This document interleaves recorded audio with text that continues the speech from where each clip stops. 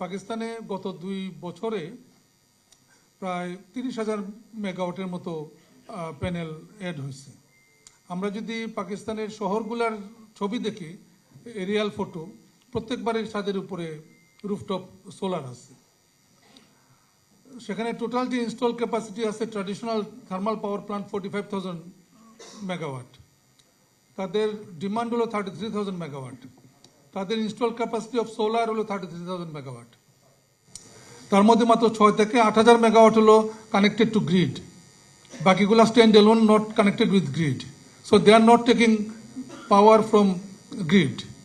So তারা যেহেতু stand alone নিজেরা চলতেছে, গ্রিড থেকে নিচ্ছে না, এই যে গ্রিডের ইনভেস্টমেন্ট, থার্মাল পাওয়ার প্ল্যান্টের ইনভেস্টমেন্ট পুরাটা অপচয় হচ্ছে।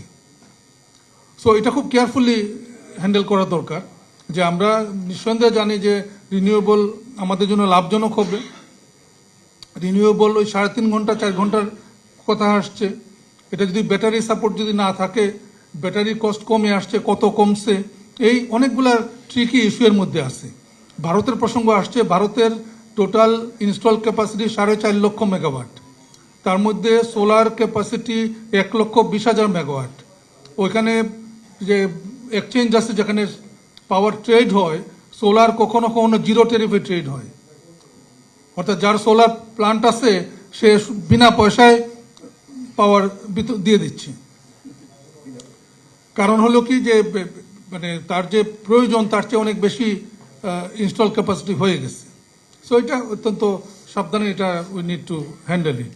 আমাদের যে টার্গেট এই মুহূর্তে আছে 10,000 মেগাওয়াটের জন্য, এটা অত্যন্ত ভালো টার্গেট, এবং আমি মনে করি যেটা যদি আসে, so there will be a balance. এবং যদি আমি যেটা সবসময় বলে আসছি, এখানে বিদ্যা অমৃত খান আছেন, যে আমি এনবিআরকে বলছিলাম এটা, যে আপনারা ওই ব্যাটারি প্রয়োজনে বন্ডেরে দিয়ে দেন। যারা গার্মেন্টস, যাদের বেশি প্রয়োজন আরএমজি সেক্টরের জন্য, they can import battery directly as bonded material, এবং তারা নিজেদের যে 3.5 ঘন্টা প্লাস 4.5 ঘন্টা অ্যাড করে যেন একটা শিফট তারা চালিয়ে নিতে পারে তাদের ইন্ডাস্ট্রিতে। সো এই জিনিসটা ঠিকই এখনো আছে, এটা আমরা দেখবো। এবং সার্টেনলি যে রিভিউর প্রশ্নটা আসছে, যেটা শেহজুল ইসলাম সাহেব বলছেন, ওইটা আমরা আদেশে ইনশাআল্লাহ অন্তর্ভুক্ত করব।